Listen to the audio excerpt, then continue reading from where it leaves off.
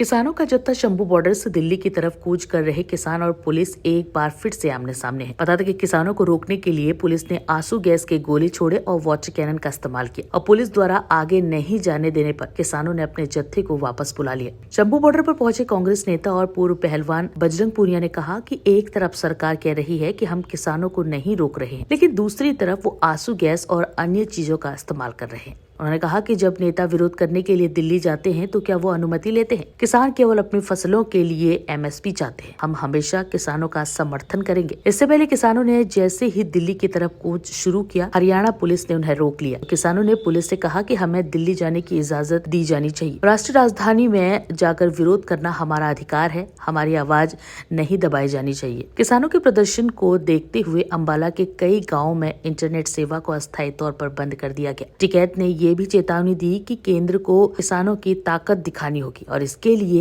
दिल्ली को अब निरस्त कृषि कानूनों के खिलाफ पिछले आंदोलन की तरह सीमाओं पर नहीं घेरना होगा, बल्कि कुंडली मानसेर पलवल एक्सप्रेसवे से राष्ट्रीय राजधानी को घेरना होगा। कर इस समय के प्रधानमंत्री नरेंद्र मोदी जी ने जो 101 किसानों का जत्था था उसके ऊपर फिर बल प्रहार किया और पूरी दुनिया ने देखा कि दुनिया की 5वीं महाशक्ति पैदल जा रहे किसानों मजदूरों के ऊपर जिस तरह से बल प्रयोग कर रही है। जो दरिया के नीचे केमिकल वाला पानी है घग्गर दरिया का, इतनी सर्दी में जहां हाथ कांप रहे हैं उस पानी का प्रयोग किया और पानी तब फेंका गया जब डीसी अंबाला और एसपी अंबाला जो नेतृत्व कर रहे लीडर थे जसविंदर सिंह लौंगोवाल, मलकी सिंह जी गुलामी वाला, ओंकार सिंह जी पंगाला और हमारे तमिलनाडु के लीडर आर नंद कुमार, एक तरफ वार्ता करते हो, दूसरी तरफ पानी मारते हो। अब देश ये बताए हमने भी वायलेंस किन्होंने किया है। इसी के साथ साथ आज नई बातें सामने आई।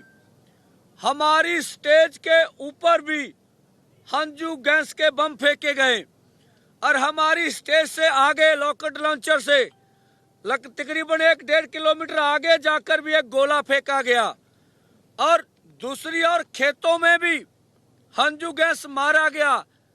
इसके पीछे सरकार की मंशा क्या हो सकती है?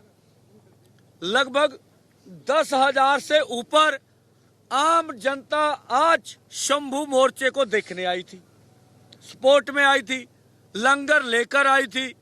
हमारे किसान मजदूर मोर्चे और एसकेएम नॉट पॉलिटिकल के किसान मजदूर तो थे ही यहाँ।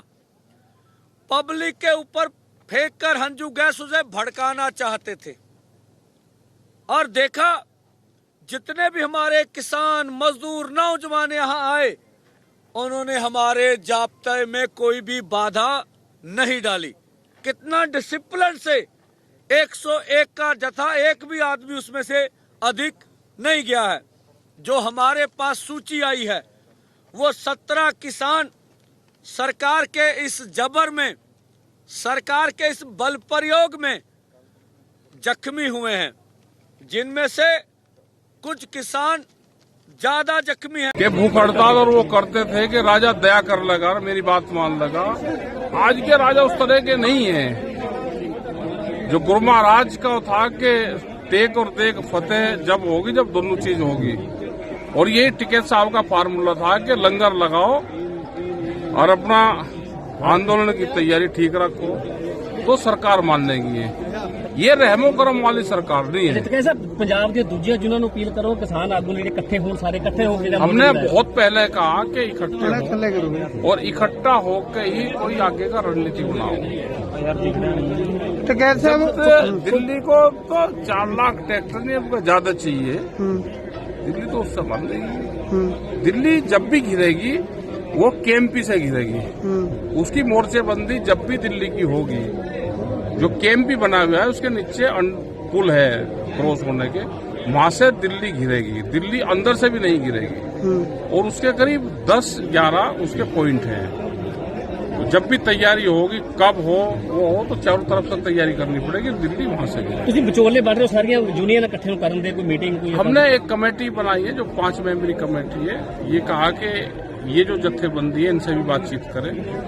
और बहुत नई जत्थेबंदी बनी है देश में। 3 साल में भारत सरकार ने बहुत से नए संगठन बनवाए हैं। बहुत लोग संगठन के पक्षधर हैं जो सरकार ने बनवाए, बहुत लोग आंदोलनकारी हैं। तो वे सब इकट्ठे हो जाए और फिर एक रणनीति बनाए, फिर एक तय करें कि हमको करना क्या है। मीटिंग कदों कर रहे हो? मीटिंग कदों आना सारी जत्थेबंदियां इकट्ठे कर रहे हो ਜਿਹੜੀ ਤੁਸੀਂ कमेटी बनाई है? नहीं, हमने बना रखी कमेटी, वो अपनी बात करें। कुछ लोग आज भी आए हैं, लेकिन आज तो हालात नहीं है कि आज मीटिंग उसके बारे में करें। आज तो डालीवाल जी का जो स्वास्थ्य गिर रहा है, हम उसकी सबसे ज्यादा कैसे हालात बहुत नाजुक ने। उदों तक देर ना हो जाए ਜਦੋਂ तक ਤੁਸੀਂ एकता ਦੀਆਂ ਗੱਲਾਂ ਕਰ ਰਹੇ ਹੋ। ਜਦ ਤੱਕ एकता ਹੋਵੇਗੀ ਉਦੋਂ ਤੱਕ ਸ਼ਹਾਦਤ ਨਾ ਹੋ ਜਾਵੇ ਡੱਲੇਵਾਲ ਸਾਹਿਬ ਦੀ। ਇਹਦੇ ਬਾਰੇ ਕੀ ਕਹਿਣਾ ਚਾਹੁੰਦੇ? अभी बातचीत हो, क्योंकि सरकार से लड़ाई है। सरकारों से तो लड़ाई फिर उसी सिस्टम से लड़ी जाएगी। हल्का सरकार को छेड़ना। अब जो सरकार को 3 साल पहले 4 लाख से ज्यादा ट्रैक्टर गए, आज वही अगर हमारे लोग यहाँ से 100 आदमी जा रहे तो इसके साथ में भी वही व्यवहार कर रहे। तो इसका मतलब नियत सरकार की ठीक नहीं है। पूरे देश को इकट्ठा होना पड़ेगा। कैसा ਤੁਸੀਂ ਹਲਕਾ ਦੱਸ ਰਹੇ ਹੋ ਕਿ ਹਲਕਾ ਇਸ ਅੰਦੋਲਨ ਨੂੰ ਹਜੇ ਵੀ ਹਲਕਾ ਮੰਨ ਰਹੇ ਹੋ?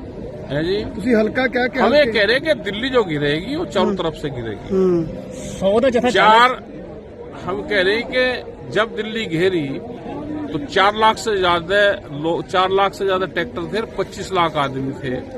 तो दिल्ली जब घिरी थी, और वही व्यवहार उस दिन उनका दिल्ली वालों का था। वही व्यवहार अगर 100 आदमी भी ट्रैक्टर छोड़ के फिर पैदल जा रहे हैं तो वही व्यवहार सरकार का आज है।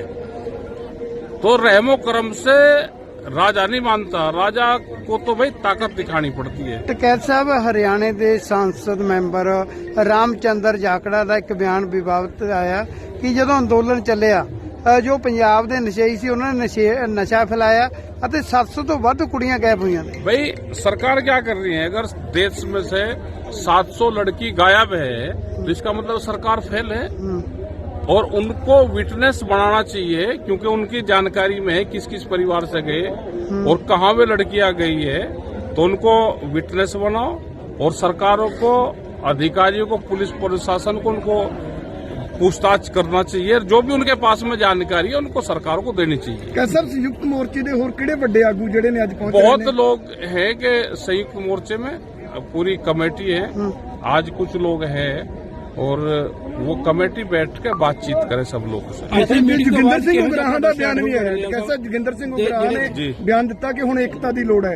ਇਹਨੂੰ ਕਿਵੇਂ ਸਮਝਦੇ ਹੋ ਜੋਗਿੰਦਰ नहीं, ਸਿੰਘ? सब पूरा देश चाह रहा है कि इकट्ठा हो और जगह जगह चाहिए। वो नोएडा की लड़ाई हो, यहाँ की लड़ाई हो, या वो छत्तीसगढ़ के जो आदिवासी लड़ रहे हैं उसकी लड़ाई हो, वो कहीं की भी हो, तो सबको एक झंडे के नीचे आना पड़ेगा। जी। और संयुक्त मोर्चा बना इसीलिए है कि अब अपने झंडा और अपना बैनर लेके लोग अपना नाम लेकर संयुक्त मोर्चे में शामिल होकर लड़ाई को लड़ा जाए। सीएम नायब साहब कह रहे हैं कि जी परमिशन दिखानी पड़ेगी किसानों को दिल्ली जाने के लिए। भाई जब उनको नहीं जाने देना तो परमिशन ही मांगेंगे। आंदोलनकारी अगर परमिशन के चक्कर में पड़ जाएंगे तो कौन देगा परमिशन? देखिए, जब किसान आंदोलन हुआ तो सरकार ने कुछ वायदे किए थे किसानों के साथ, देश के किसानों के साथ, जिसमें एमएसपी को अमली जामा पहनाकर लीगल गारंटी देने का एक वायदा था। बहुत लंबे अरसे तक जब वो वायदा पूरा नहीं हुआ तो किसानों ने अपना आंदोलन दोबारा से शुरू किया और एक पक्का मोर्चा हरियाणा पंजाब बॉर्डर पे किसान बड़े लंबे समय से उस मोर्चे के माध्यम से वहां बैठे हुए, शंभू बॉर्डर। आज किसानों ने दोबारा से दिल्ली कूच करने का निर्णय किया है, जो इस सरकार की वायदा खिलाफी का प्रतीक है। हमारी मांग है कि सरकार तुरंत अविलंब किसानों से बातचीत करे।